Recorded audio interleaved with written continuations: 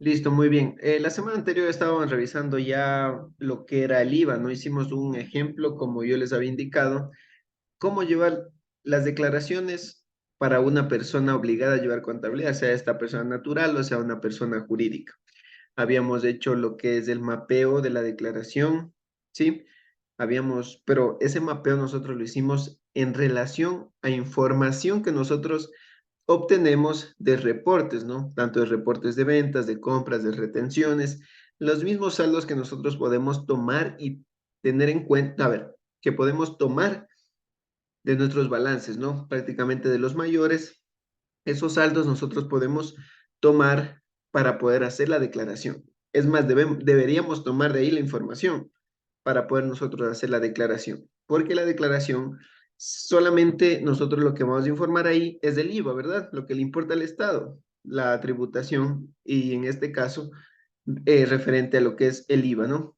Y por lo tanto, nosotros hicimos ese mapeo, simulamos de hacer la declaración y posteriormente lo que hicimos fue el asiento contable, es decir, el asiento de la liquidación del IVA, donde nosotros liquidábamos, es decir, cerrábamos las cuentitas que estábamos declarando, como es el IVA ventas, el IVA compras, las retenciones. En el caso de que exista un impuesto por pagar, creábamos esa cuentita para posteriormente hacer el débito o la forma de pago, ¿no? Que viene a ser en efectivo, transferencia, perdón, efectivo, débito automático, pago por ventanilla, etcétera, ¿no? Pero nosotros hicimos ese asiento contable. Espero que en el trabajo que les envié, que solamente era un ejemplo, el caso número 2, si no me equivoco, nosotros podíamos practicar ahí. Y en este caso, si tienen alguna duda en este momento, podemos responder, podemos aclarar esa inquietud que tengan, o si no, ya vamos a proceder con otro temita, que es el impuesto a la renta. Inge, una consulta. Dígame. Eh, si yo tengo, si yo estoy en REMPE, en negocio popular, ¿puedo hacer esta práctica en el SRI o no? A ver, no le entiendo. Usted está en RIMPE, negocio Verá, popular, me verá, dice. por ejemplo, ya, sí, pero yo quiero hacer práctica, si puedo o no, con esos ejemplos de semana anterior. Claro, usted puede trabajar en los formularios. Pero, Si usted tiene pero la no clave, me permite. usted tiene la Sí clave, tengo, pero no me permite. ¿qué le sale? Usted debe entrar en el módulo que dice declaraciones, envío de declaraciones. O sea que sí me sale, pero son diferentes los formularios. No, no, no son diferentes. Son los mismos. Son los mismos. Usted debería verificarles ahí. Usted debería ir al formulario de IVA. Son los mismos formularios para todos, sea RIMP emprendedor, sea régimen general, sea contribuyente especial, sea el Estado, son los mismos formularios. Solamente que cuando usted tal vez, ahí existen unas preguntas antes de ingresar al formulario, ¿verdad?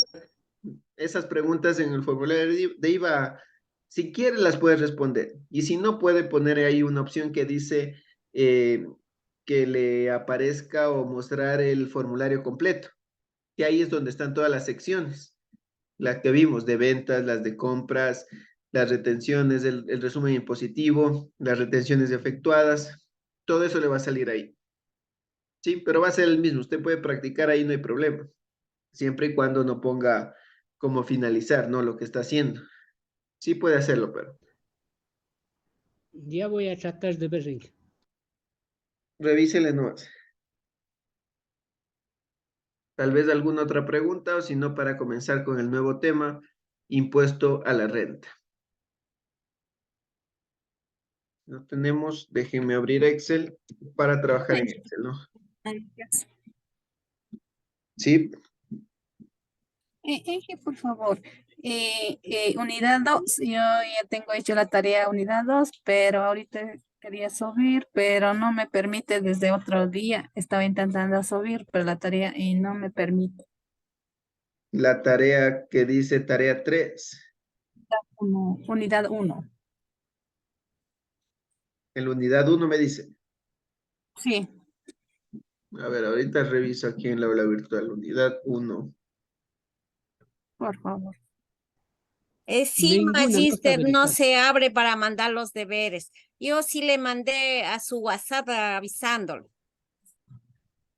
A ver, déjeme ver. Ah, ya sé qué ha pasado. Un segundito.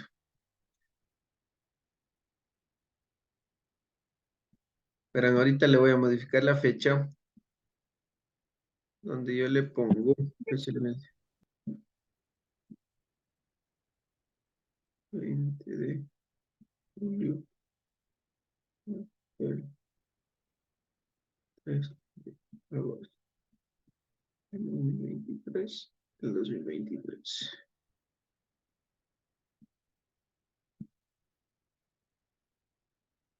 Listo, ya está creado. Ahí ustedes me pueden indicar, ¿ya? Si pueden subir la tarea, que es la del reconocimiento de los IVAs, ¿no es cierto?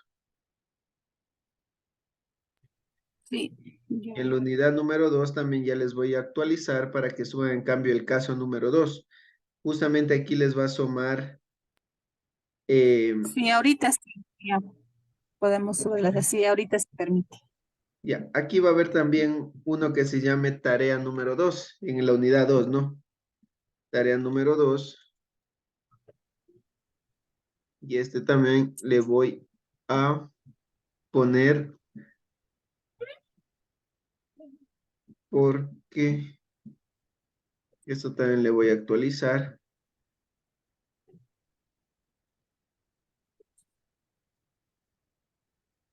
Listo. Los dos están actualizados para que suban nuevas las tareas. ¿Sí? Ya, gracias. Muy bien. Vamos entonces con el nuevo tema, ¿ya? Solo copiar un poquito de materia que tenemos aquí.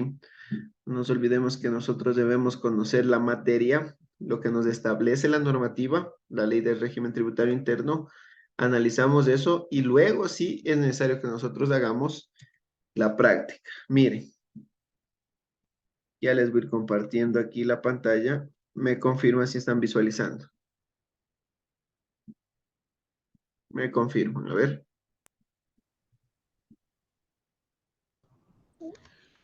No, ya está ahí. Ya, Sí.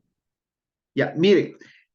Entonces, miren, el primer paso es que nosotros vamos a revisar aquí el impuesto a la renta. El impuesto a la renta es un impuesto indirecto, perdón, es un impuesto directo, ¿no? El IVA es un impuesto indirecto, el impuesto a la renta, en cambio, es un impuesto directo, ¿sí? Aquí pongamos, es un impuesto directo, porque nosotros como contribuyentes directamente nos va a caer, ¿verdad? La obligación tributaria conforme a los ingresos que nosotros hayamos percibido. Pues es que es directo, porque no depende de otras personas o de otros rubros que debamos tener en consideración, sino que cae siempre sobre los ingresos que nosotros hayamos tenido o la renta que nosotros hayamos generado. Sí, pues eso es que es considerado como un impuesto indirecto. Muy bien, miren, ¿qué nos dice en el artículo número 1 de la Ley de Régimen Tributario Interno?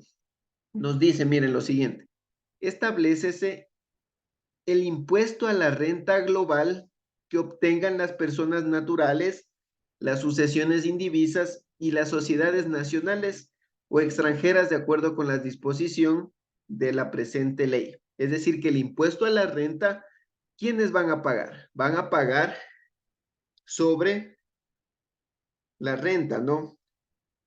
Se pagará sobre la renta que generen las personas naturales, las sucesiones indivisas y las sociedades, sean nacionales o extranjeras, ¿verdad? Porque eh, pueden haber sociedades que sean, sí, efectivamente, constituidas dentro de nuestro territorio ecuatoriano, pero pueda que también vengan a generar actividades económicas, empresas del extranjero y que tengan aquí la residencia, ¿verdad?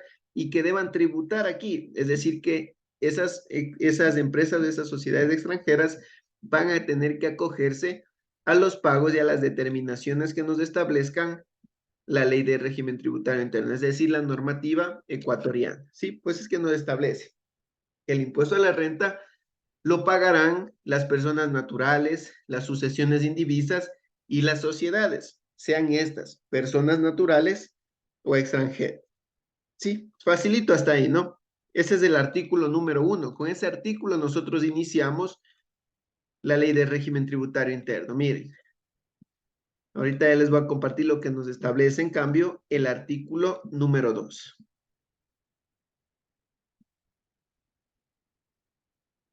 Miren por acá. Vamos.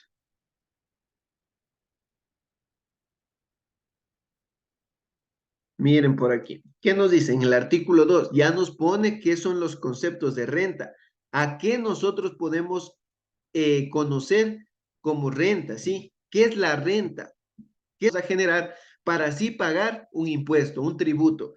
¿Y qué nos dice en el artículo número 2? Nos dice que los ingresos que renta, bueno, nos dice que renta, como primer inciso, nos establece que los ingresos son los ingresos de fuente ecuatoriana, obtenidos a título gratuito o a título oneroso, provenientes del trabajo, del capital o de ambas fuentes, consistentes en dinero, especies o servicios. Miren por aquí qué nos dice.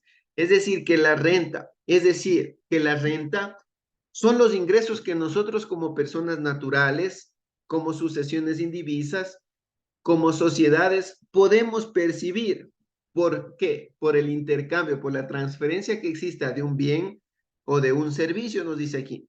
Y que por esa prestación por esa transferencia de un bien, por esa prestación de un servicio, nosotros podemos recibir un ingreso, sea a título oneroso, es decir, en dinero, o a su vez nosotros podemos entregar esos bienes o prestar ese servicio a título gratuito. Pero por ser a título gratuito no significa que yo no voy a pagar renta o no se va a considerar ese ingreso como renta, sino que cuando yo también doy un título gratuito, es decir, una prestación gratuita, yo debería entregar una factura, porque así nos establece. Y de igual manera en el capítulo del IVA nos establecía los conceptos de transferencia. Nos decía, título gratuito o título oneroso van a grabar con IVA. Por lo tanto, aquí también nos establecen la renta, que sea título gratuito o título oneroso, nosotros vamos a generar esos ingresos que generamos, será considerado como renta, ¿sí? Y estos ingresos que nosotros podamos obtener nos dice que puede ser proveniente del trabajo, como yo les digo, del trabajo tal vez en relación de dependencia, por la prestación de un servicio, por el intercambio de bienes, o del capital, me dice. ¿A qué hace referencia el capital? Si yo tengo un bien inmueble, si estoy arrendando, esos son ingresos que voy a tener por concepto de un capital que me está generando rendimientos, o de ambas fuentes, nos dice. Y que estos pueden ser consistentes en dinero cuando me cancelan a mí efectivamente en dinero o a su vez en especies. Es decir, que yo le vendo algo, pero él no me entrega en dinero, sino que él también me entrega algún bien. Estamos haciendo un cambio y me entrega especies, ¿no? Pero a su vez, eso es considerado también como renta. O por servicio nos establece por aquí. Y como segundo inciso, ¿qué nos dice? Miren, que la renta también serán los ingresos obtenidos en el exterior por personas naturales domiciliadas en el país o por sociedades nacionales, ¿sí? Es decir, que miren, alguna persona se va a prestar un servicio en Colombia, en Perú, esos ingresos que él va a cobrar, esos honorarios que él va a cobrar en otro país, los va a traer y los va a declarar aquí, porque él es residente ecuatoriano, él tiene domicilio ecuatoriano. Si nosotros continuamos leyendo los artículos más adelante del artículo 2, ahí vamos a encontrar a qué nosotros podemos determinar o cómo nosotros podemos conocer si somos domiciliados ecuatorianos o estamos domiciliados en otro país. Les pongo aquí, eso es como una pequeña consulta, ¿no? Pero miren, más o menos es así. Nos dice por ahí la normativa. Si usted pasa más de 180 días en el Ecuador, le vamos a considerar como una persona que se encuentra domiciliada aquí. Es decir, usted va a tributar aquí, ¿sí? Como ejemplo. Eso para que tengan en cuenta, ¿no? Pero leerán los artículos siguientes al artículo número 2, pueden encontrar eso. Muy bien, vamos más adelante. Estos son artículos así que vamos a ir revisando poco a poco.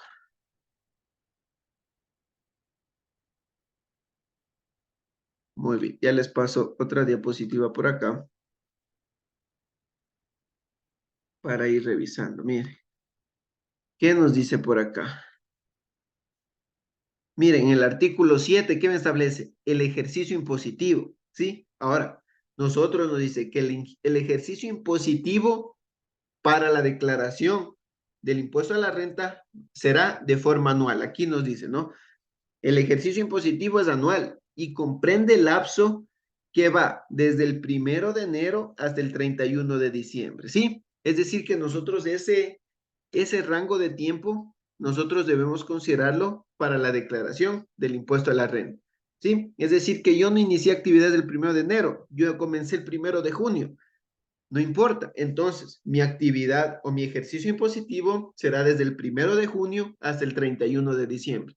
En ese lapso de tiempo, en ese rango que yo tengo, yo voy a declarar sobre el tiempo que yo he trabajado, ¿no? Que yo he iniciado actividades. Ahora, si ya soy antiguo, tengo mi actividad económica de hace muchos años atrás, ahí sí yo considero desde el 1 de enero al 31 de diciembre la información para hacer la declaración del impuesto a la renta, ¿sí? ¿Qué nos dice por acá? Cuando la actividad generadora de la renta se inicia en fecha posterior, lo que les indicaba, por ejemplo, yo empiezo el 1 de julio, al 1 de enero, el ejercicio impositivo se cerrará obligatoriamente el 31 de diciembre. Sí, lo que les decía, si yo empiezo el 1 de julio, no es que voy a continuar hasta el 30 de junio del siguiente año, donde ya se va a cumplir 12 meses, no. Obligatoriamente debe acabarse ese ejercicio positivo justamente el 31 de diciembre. Con la información que nosotros tengamos, hacemos la declaración de los impuestos. ¿Sí? Vamos más adelante.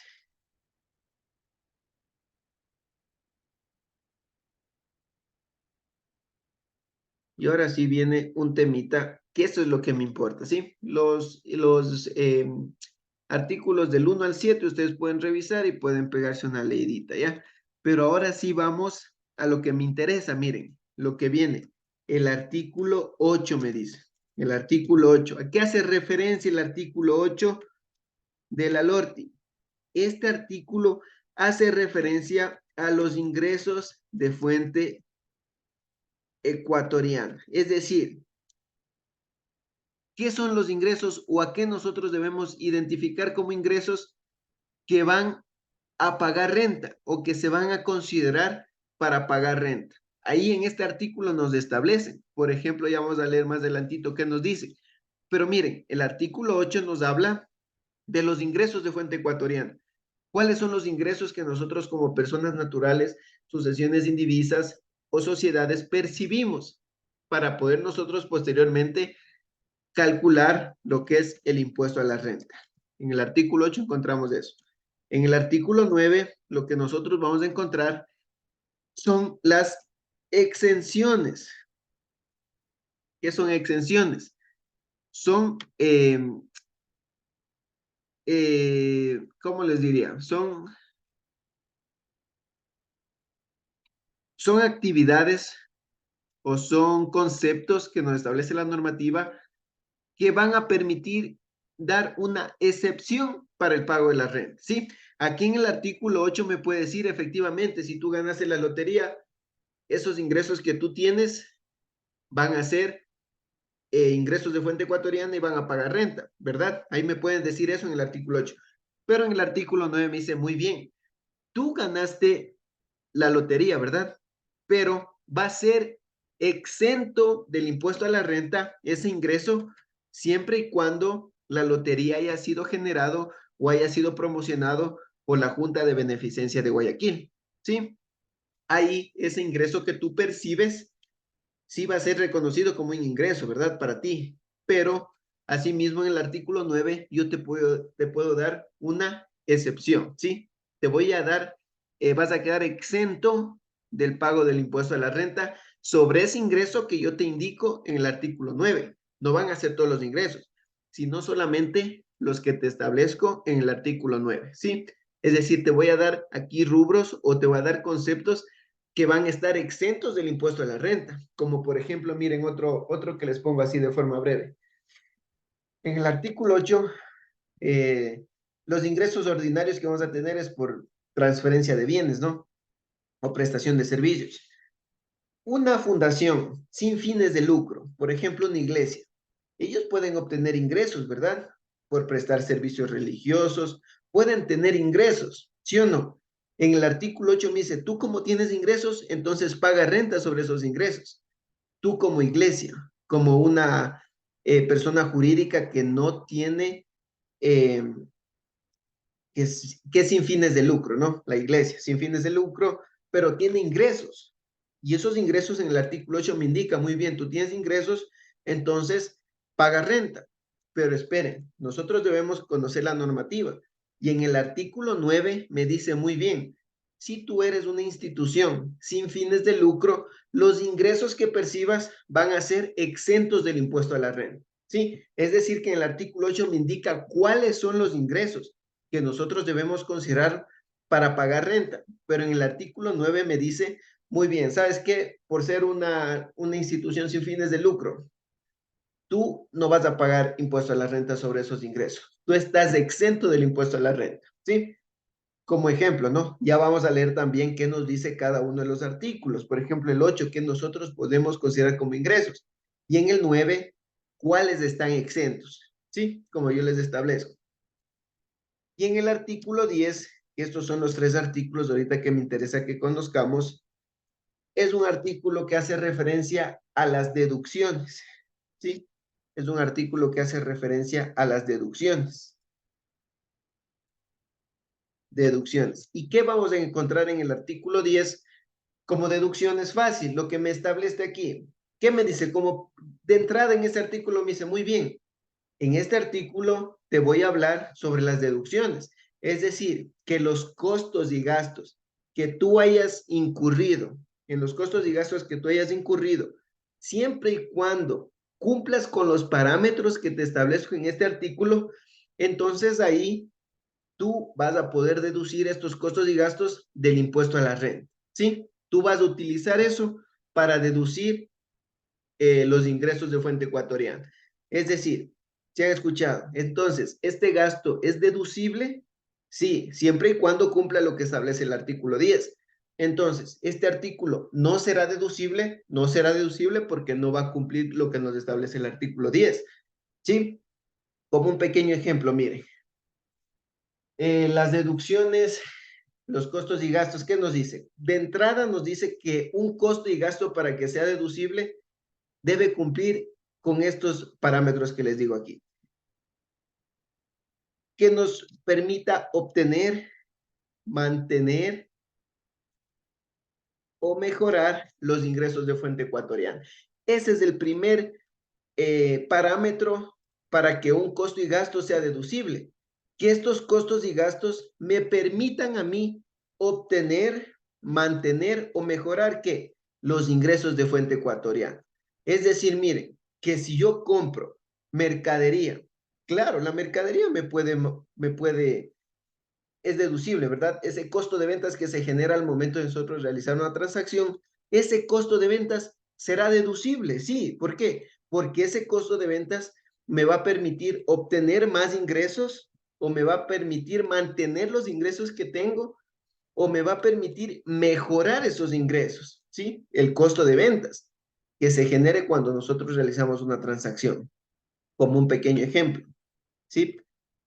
Como otro ejemplo, miren por acá, las depreciaciones de los activos, de propiedad, planta y equipo. ¿Qué nos dice? Que muy bien, será deducible, sí, pero siempre y cuando cumpla con parámetros. ¿Y cuáles son los parámetros? Los limitantes que me pone la normativa. Es decir, miren, si un edificio se va a depreciar en 20 años, es decir, en 5% de forma anual, el tope es 5%, ¿sí? Ese será el tope. Si yo me paso de ese 5%, entonces una parte será considerada como un gasto deducible y el excedente, es decir, la parte que yo me excedo de